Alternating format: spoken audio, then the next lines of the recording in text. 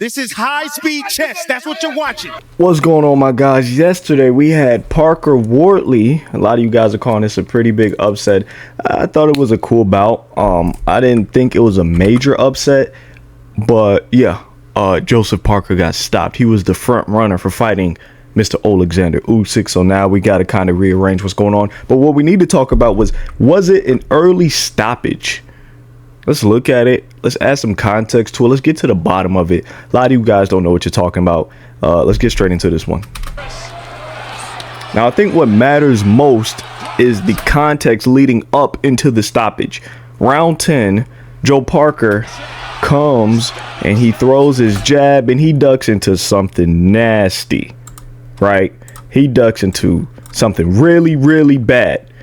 And this is really important on why the referee, the officiator, might have stopped this fight in round 11.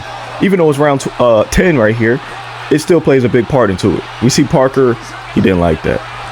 Joseph Parker did not like that one, not one bit. He goes into this retreat mode. He's not defending himself properly. He's ducking. He's not looking to attack back, right? He obviously survives the end of that round, though. Round 11 comes another big shot by Wardley. More shots raining in from Wardley. Maybe not the most effective. We'll watch it back right here in full motion. Then maybe we'll go back and replay it in a bit of a slower motion.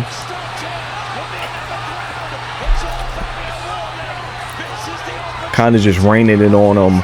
Parker's not out of it, obviously. He's not out of it, but it's not a good look. You see the referee, he's looking very closely. He doesn't like it. I don't like it. Oh, now that I'm watching this just initially with you guys, oh man, let's maybe break it down and try to see what the ref is saying, right? Maybe 0.5 speed. And let's mute this. Y'all just gonna hear my yap, right? So what we're doing here is we need to put ourselves in the position of the third man in the ring. His job to protect both fighters and make sure this is a good old fair fisticuff bout. Let's put ourselves in the mind of, I don't know who this officiator is, but let's make sure we kind of put it in his perspective right here. Let me see. Let's go back to. Ooh, he was getting beat on for a while. Wow. So it starts here. That boom, straight right. Joseph Parker retreats. He was hurt last round. That's still in his mind. That just doesn't, get erased. He just doesn't forget that as the officiator. He still remembers, okay, Parker was hurt last round. I'm gonna watch this a bit closer. Right. Parker's still in it, defending himself. He's moving back. He's evading these shots. He's ducking down, which is, I'll be honest. Look, guys, that's never good in boxing. I know a lot of you guys want to be a boxer. Being ducked down in this defenseless position's never going to be a good look for any fighter, right? To the judges, to the officiator inside the ring with you.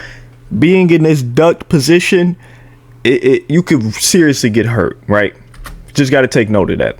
He comes up with a hook, he misses. Like, he's still throwing, he's still swinging a bit, but he's still ducked. That just does not sit right with the officiator. Wardley's still pressing on, obviously. These shots don't look that effective, but man, I cannot emphasize enough. The ducking down of Parker shows like maybe he could be in serious position to get hurt, right? More shots, like nothing too effective. Nothing, now that we watching this in 0.5, I'm not seeing anything too effective here, right? I'm not seeing, nothing crazy. Parker back on the ropes. He's not looking to come forward, but once again, more in the duck position. He gets away from that right, takes a pretty nasty uppercut there. Left hook sneaks behind the guard. He's fighting back. He's jabbing. He throws it straight. He's trying to push Wardley back here. He's showing the officiator, at least I want to be here, right? I'm hurt. Yes, I'm hurt, but I do want to be here. My mind is still intact. I'm still able to box. That uppercut misses. That left hook misses. Straight right misses. Oh, man. Oh, man. Okay. let's go back. Let's go back. What we're looking at here, something big, right? He pushes back. He kind of absorbs that straight right? He kind of absorbed that one. But what we're looking at is the fatigue of Joseph Parker, right? His mouth is open. His hands are down. He pushed forward for a brief moment in this exchange, but then he retreats off pure fatigue. He retreats off just exhaustion, and he's beaten up, right? So that's something to take note of, right? To the point his back hits the ropes, his guard goes up, right? This uppercut does not land on the mark. It does not. This left hook, oh man, gotta watch this one close. Doesn't land on the mark. I think Parker rolled with that one. I don't think that one landed. The right hand obviously comes very far from his target, and then the fight is stopped. Oh boy. So what is going on here? Is Frankie Warren, Mr. Uncle Frankie, is he rigging these fights? Shout out to DAZN. All this footage is owned by DAZN. Please don't take it down. Is Uncle Frankie rigging the fights? No, he's not. Like I said, we got to put ourselves in the perspective, the position of the most important man in the ring, the officiator, the third man. That left hook looked like it landed, right? If you're watching this in full speed, which we'll play right here for a second, if you're watching this thing in full speed, that left hook does look like it landed. I had to be honest with you guys. All right, so it takes that right hand, he retreats backwards. Okay, that missed. Boom. That seemed like a pretty devastating shot. Man, I could see why he stopped it. It's close. It's close. It's close. Oh man. One more time. Big right. Pushes him back. Uppercut. I can see why he stopped it. Now, let's go back and see how many shots may have looked like they landed. Maybe that'd be a better judge, a better metric to see if this fight probably should have been stopped or not. How many shots looked like they landed? Or appeared to be effective, I guess we should say. What are we, still in round 10? We're okay. Okay, so we got this exchange. It's going to start at about 1 minute and 45 seconds. Big right hand. That definitely lands. Okay? We don't need it to land clean. We just need to make it look like it landed. We just need to justify a stoppage. Right there, I'm only seeing one shot. Maybe that right hand sneaks through. Not effective.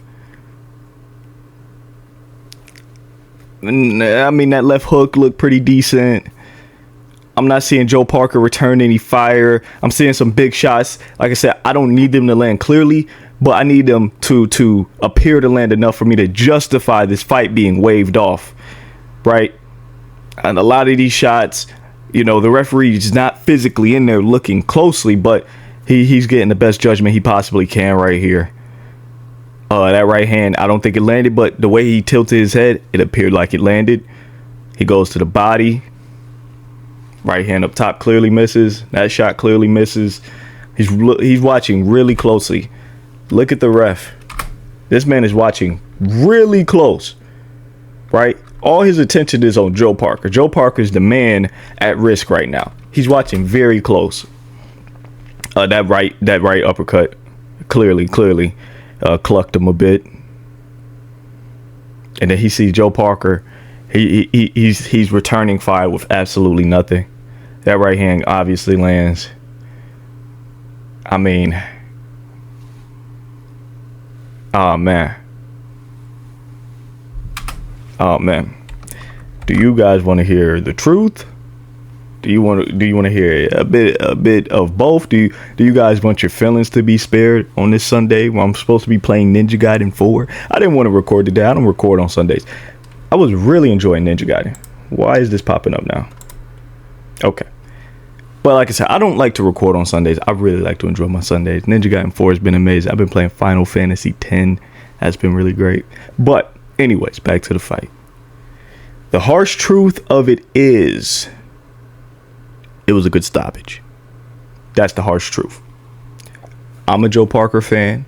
When you look at what Joe Parker's been able to build for himself, when you look at the career Joe Parker has had, right?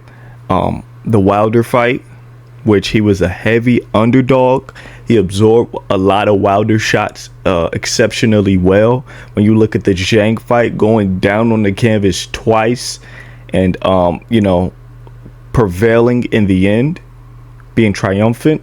When you look at the Martin Bacoli fight, yes, Bacoli, short notice, stopping Bacoli in 2, right? We're naming 3 of the hardest hitters in the division. Wilder, Zhang, Bacoli. Those are the 3 hardest hitters, arguably. He's also got in there with AJ and wasn't stopped. He also had a contract with Dubois and was ready to fight Dubois for rights to Alexander Usyk. So I like Joe Parker. But if I had to just be brutally honest with my guy, this was a good stoppage. He wasn't defending himself. Yes, he was a bit in this fight, but he did not show the officiator enough to say, look, I'm definitively here, right? There was a lot of moments where it's like, I don't know. You don't want to do that. You do not want to do that. So when you're in this when you're in this duck-like position and your head is down, you can't do nothing, right? For my guys who box, for my guys who not even box, but if you have any sort of logic, if your head is in a downward position, what can you do? That's not a boxing stance. That's not any, those type of mannerisms don't show me any sort of boxing. That shows me a man who's defenseless and is at serious risk of being severely injured. You can't counter with your head pointed downwards. You can't defend with your head pointed downwards. You can't punch with your head pointed downwards. That's where Joe Parker messed up, right? It wasn't the onslaught of Wardley. It was his body language and mannerisms that, coupled along with Wardley's flurries of punches that ended up getting this fight called off. It was a great scrap of both men. I hope you guys did enjoy this video. I hope to see you guys in the next one. Should be having a podcast react to you guys sparring up really soon. But you guys let me know what's next for Fabio, what's next for Joe Parker, what's next for Usyk. Do you guys think it was early or not?